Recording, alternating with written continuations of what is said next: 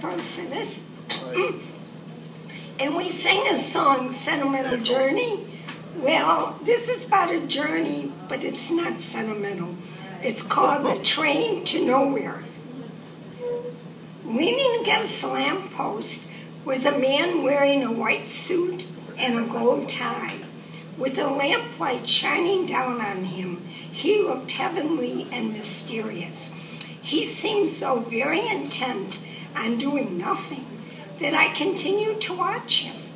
After a tedious 1/2 hour or so, I became bored and was about to my vigil when his phone rang. He answered with, "Yeah, I've been waiting. You're late. What do you say we meet on the 12:15 a.m. train to nowhere?" Nowhere, I thought. Where is nowhere? When he stopped holding up the lamppost and started walking, I, being very intrigued with the reference to a train to nowhere, decided to follow him. After a long walk, we finally arrived at the train station. As diligent as I looked, however, I didn't see a listing for a train with a destination to nowhere. His phone rang again, so I slowly crept closer so as not to miss any of his conversation. "Yeah, I'm here. Where are you?" Naturally, I couldn't hear the other person's reply, but as the man closed his phone and started walking, again I followed him. Downstairs through a metal door, then down more stairs through another metal door, down more stairs, and then surprisingly, train tracks in a train station. On the tracks was the strangest train that I had ever seen. The engine was huge, and behind it, only one small passenger car with no windows that I could see. The train had the look of a sunken ship with seaweed draped over it. On the front of the train were the words, "Train to Nowhere." The man slid through the door. I quickly sneaked in after him. Another person was already there. He was dressed in a dark suit and hat, and my first thought was that he looked like an undertaker. Neither man seemed to be aware that I was there. The train started to rock back and forth, side to side. The movements, nothing like the movements of any train that I had previously ridden. I had no idea where I was. The train continued to rock back and forth, side to side, like some kind of amusement park ride. It really shook me up. I had never experienced anything so eerie. The two men didn't converse directly. They were sitting at either end of the car, pulled out their phones, and spoke to each other via the phones. How bizarre. The train suddenly stopped with a jerk. The men left their seats and moved toward the door. As they did, they finally noticed me.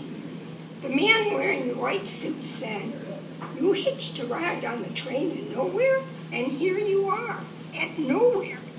I got off the train with them, and there on the platform was a sign stating nowhere. Now I was at nowhere, but still didn't know where nowhere was. "Where do I go from here, and how do I get back home?" I asked. He replied, "Just hop on the train that says train to somewhere." "Where is somewhere?" I stammered. By then I was really scared. My adventure was turning into a nightmare. The two men faded away, giving me no thought. Do I click my heels together 3 times and say, "There's no place like home," or do I just whistle? However, I decided to wait for a train to somewhere. Was I losing my mind? And then a train pulled into the station. The sign on the engine read, "Train to somewhere." This train was equally strange as the previous train, but this engine was very tiny, and the passenger car very huge. Both were painted black and gray with bloody red accents. The door opened, and having no other choice, Then to remain standing on that deserted platform, I entered the car. It was empty, dark, and cold. As it started to move, it too rocked, shook, and felt as though it was well past its retirement age. After what seemed like hours, but was only a few minutes, the train stopped and the door opened, so I reached the conclusion that I was supposed to get off.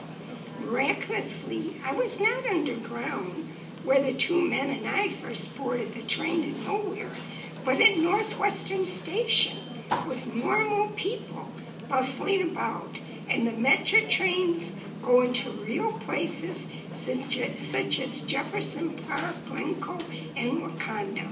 How did I get here? Was all this a dream? But there amongst the crowd was the man in the white suit that I had followed. As he caught my eye, he winked, smiled, gave me a small nod of his head. Then his phone rang. Needless to say, I departed the station on the run. I determined that no more would I listen to other people's phone conversations. But wait, that lady sitting in the booth next to mine, her phone is ringing. Maybe if I move a little closer.